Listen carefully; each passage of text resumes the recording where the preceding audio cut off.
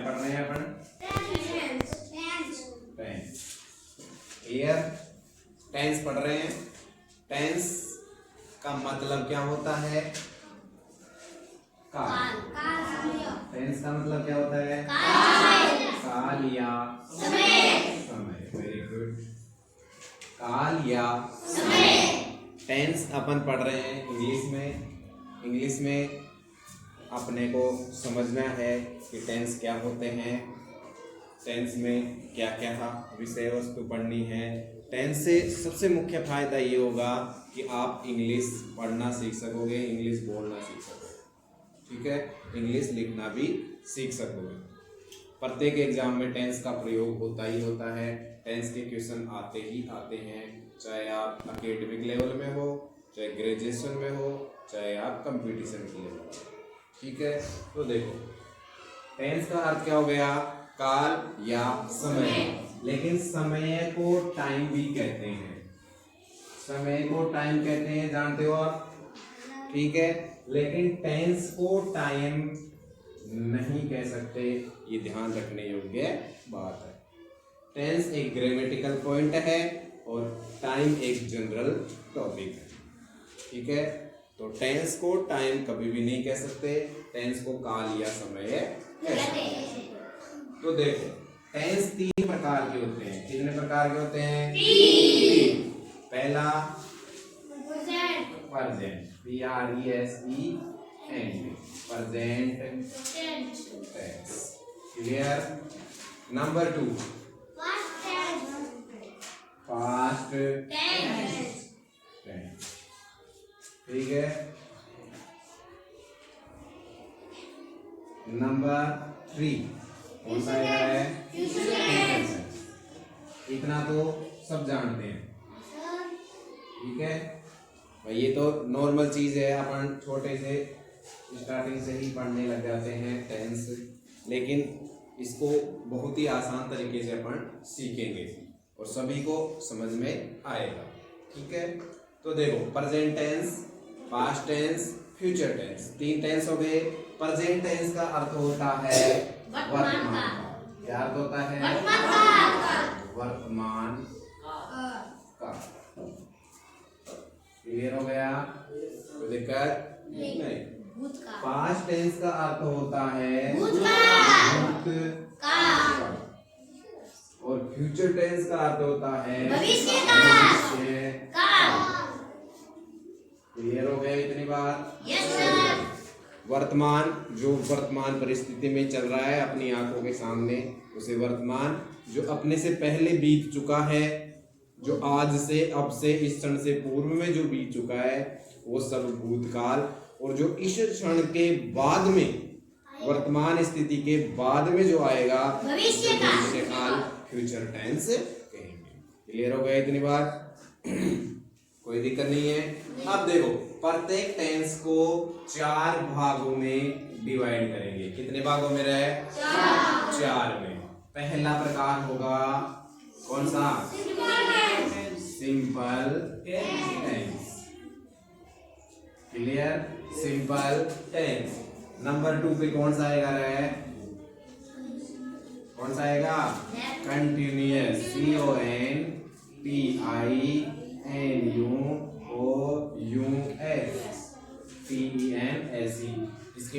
इसकी स्पेलिंग अच्छे से याद करना, ठीक है।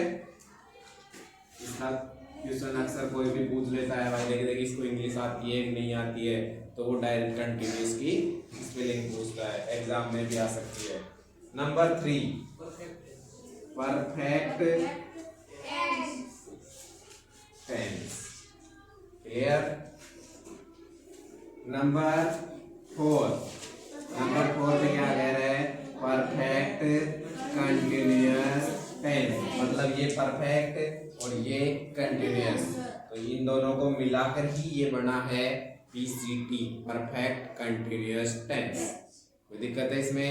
यहाँ तक कोई दिक्कत नहीं होगी। अब देखो सिंपल टेंस, साधारण काल। सिंपल टेंस का क्या हो जाएगा? साधारण काल। कंटिन्यूअस टेंस, लगातार काल, मतलब जिसमें लगातार काम चल रहा हो, चल रहा था या चल रहा हो। परफेक्ट टेंस कार्य पूर्ण हो चुका है, कंप्लीटेड। ठीक है। परफेक्ट कंटिन्यूअस टेंस कार्य चल भी रहा था, मतलब से रहा है, से रहा था, से रहा होगा। क्लियर? इसको क्लियर अपन और ढंग से जब इसको पढ़ेंगे तो और समझ में आएगा। तो ये समझ में आ गया। सिंपल साधारण टेंस, कंटिन्यूअस लगातार, परफेक्ट पूर्ण, परफेक्ट कंटिन्यूअस मतलब पूर्ण लगातार का। क्लियर? अब पढ़ते हैं अपन सेंटेंस। प्रत्येक टेंस के या प्रत्येक टेंस में अपन 4 प्रकार के सेंटेंसों का अध्ययन करेंगे। कितने प्रकार के? 4। तो देखो, पहला आ गया सिंपल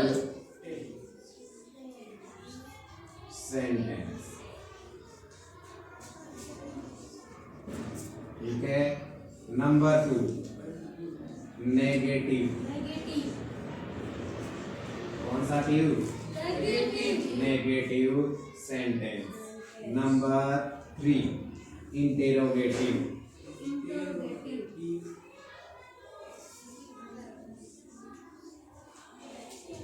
इंटेरोगेटिव सेंटेंस। ठीक है। और नंबर 4 इसको और इसको मिलाएंगे, I interrogative and negative as sentence. Clear हो गया? Interrogative negative sentence. नेगेटिव की spelling NEGATIVE, interrogative INTERROGATIVE। Clear हो गया? यहाँ तक अपन पढ़ लिए। अब देखो, सिंपल सेंटेंस का मतलब होता है साधारण वाक्य या सकारात्मक वाक्य।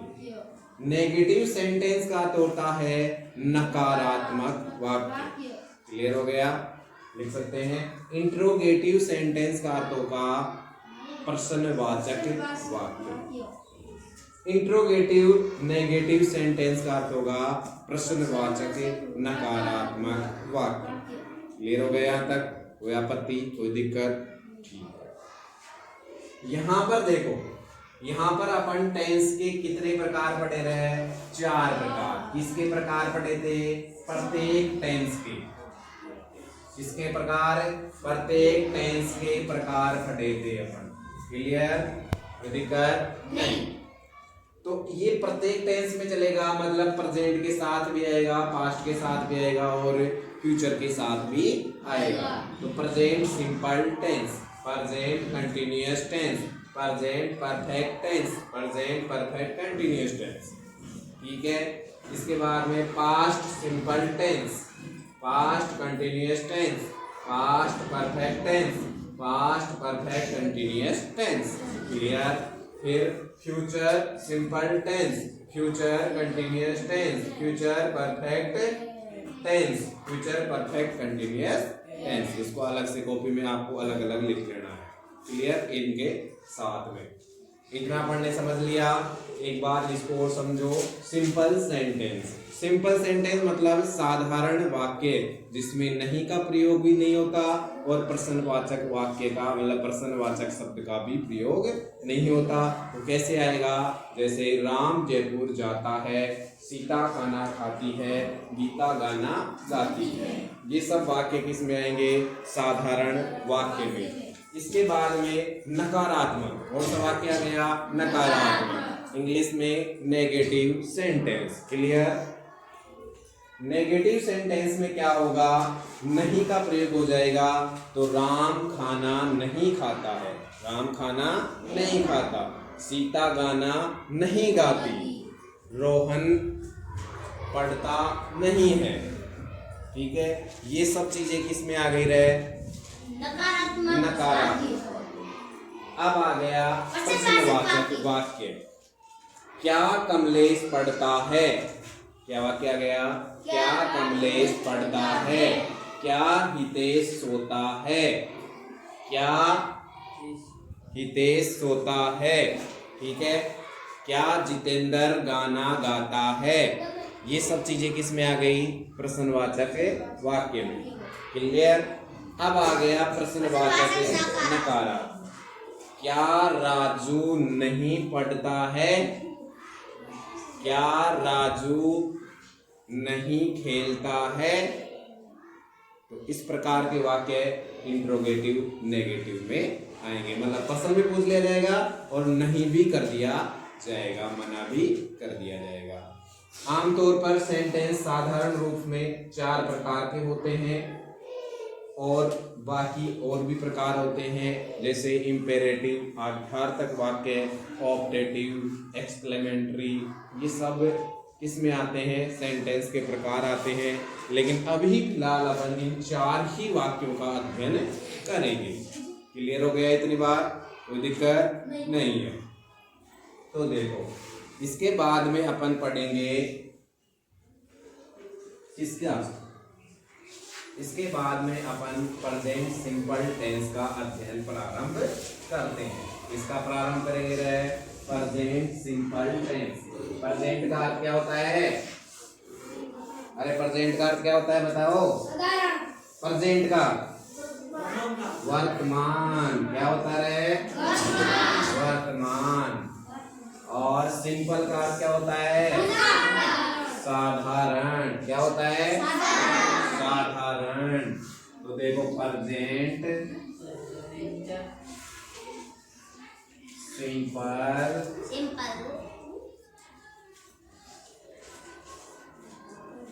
टेंस, इसका अध्ययन करेंगे अपन प्रेजेंट सिंपल टेंस। क्लियर? अब देखो, सबसे पहले प्रेजेंट सिंपल टेंस की हेल्पिंग वर्ब, इसका अध्ययन करेंगे प्रेजेंट सिंपल टेंस की हेल्पिंग वर्ब का। तो प्रेजेंट सिंपल टेंस की हेल्पिंग वर्ब होती है डू और डज। क्लियर हो गया इतना? कोई दिक्कत है? नहीं है। अब देखो, यहाँ पर ही अध्ययन करते हैं। ये 2 आ गई ना, तो क्वेश्चन में बढ़ गया ना कि डू किसके साथ आएगा और डज किसके साथ आएगा। तो देखो, डू का प्रयोग आई, वी, यू, दे और बहुवचन कर्ता के साथ में आएगा। मतलब प्लूरल नंबर, इसके साथ प्लूरल नंबर, मतलब बहुवचन के साथ आएगा। मतलब 2 नाम एक साथ आ जाए तो। नंबर 2 है डज। कौन सा है? डज। डज का प्रयोग ही, सी, इट और नेम। नेम कौन सा है? एक सिंगुलर नंबर। कौन सा? Singular number.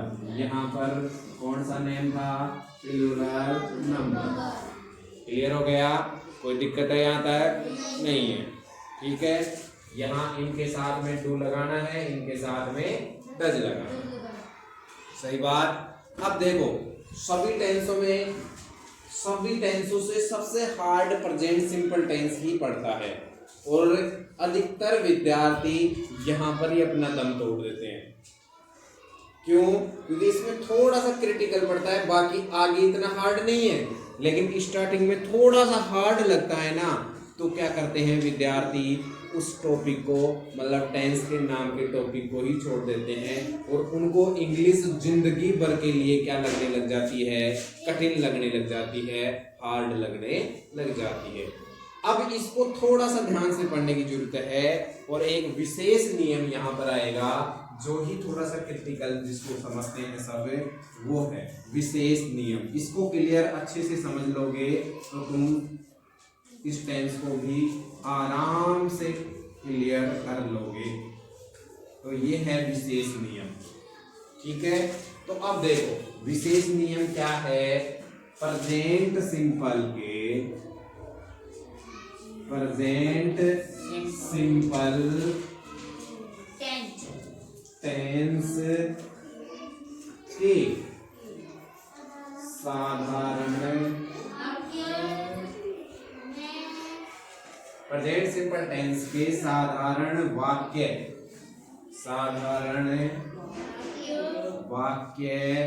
में हेल्पिंग वर्ब डू और डज का प्रयोग नहीं होता है। क्या नहीं होता है? डू डज का प्रयोग नहीं होता है। तो उसके स्थान पर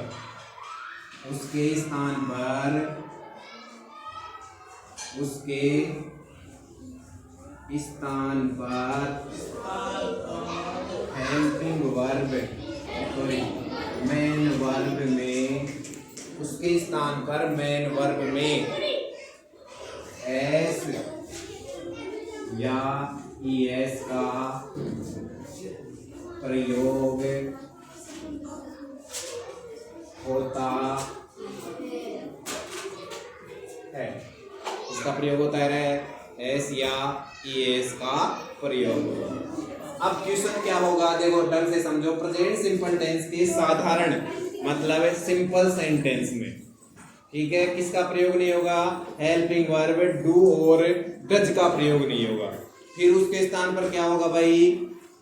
उसके स्थान पर मेन वर्ब में एस या ईएस का प्रयोग होगा। किसका होगा रे? उसके स्थान पर मेन वर्ब में एस या ईएस का प्रयोग होगा, लेकिन वो भी कब होगा? यदि कर्ता एक वचन, कौन सा वचन रहे? एक वचन सिंगुलर, एक वचन हो तो। क्लियर हो गया? यदि कर्ता एक वचन हो तो ही एस का प्रयोग होगा, नहीं तो सीधा ही बढ़ जाएगा। लेकिन ये निश्चित है कि डू डज का प्रयोग नहीं होगा। क्लियर हो गई? इतनी बार कोई दिक्कत है नहीं है। अब क्वेश्चन क्या होता है? जिस प्रकार से डू डज का प्रयोग समझे ना, दो थे ना, इस वजह से डू किसके साथ आएगा और डज किसके साथ आएगा ये समझे ना पड़े। तो उसी प्रकार से एस या ईएस को भी अपन समझते हैं। तो देखो ईएस का प्रयोग होगा S H C H double S X O Z. ये मेन वर्ब में अंतिम शब्द होंगे तो इनके साथ में क्या आएगा? ईएस। और एस का प्रयोग अन्य सभी के साथ में, अन्य मतलब अन्य जो शेष रह गए ना, इनके अलावा जो शेष रह गए उनके साथ में। जैसे उदाहरण के रूप में समझे तो जीओ क्या आएगा भाई इसमें? एस आएगा या ईएस? ईएस क्यों आएगा? क्योंकि अंत में क्या आ रहा है? और यहाँ पर भी ओ है, तो इसका प्रयोग किसके साथ होगा? ईएस। ठीक है, अब देखो आ गया कुछ। अब है एस डबल ई, क्या आएगा इसमें? एस। इसमें क्या आएगा? एस। क्यों आएगा? क्योंकि डबल ई या ई इसमें नहीं है। ठीक है, अब देखो रीड क्या आएगा इसके साथ? एस आएगा कि एस? एस क्या आएगा? एस। समझ में आ गई बात? इतनी कोई दिक्कत है यहाँ तक? नहीं। तो कल ये सब चीजें याद करना, फिर इसके बाद में अपन टेंस के जो उदाहरण होते हैं या वाक्य होते हैं उनका अपन इंग्लिश रूपांतरण, इंग्लिश ट्रांसलेशन सीखेंगे। ओके।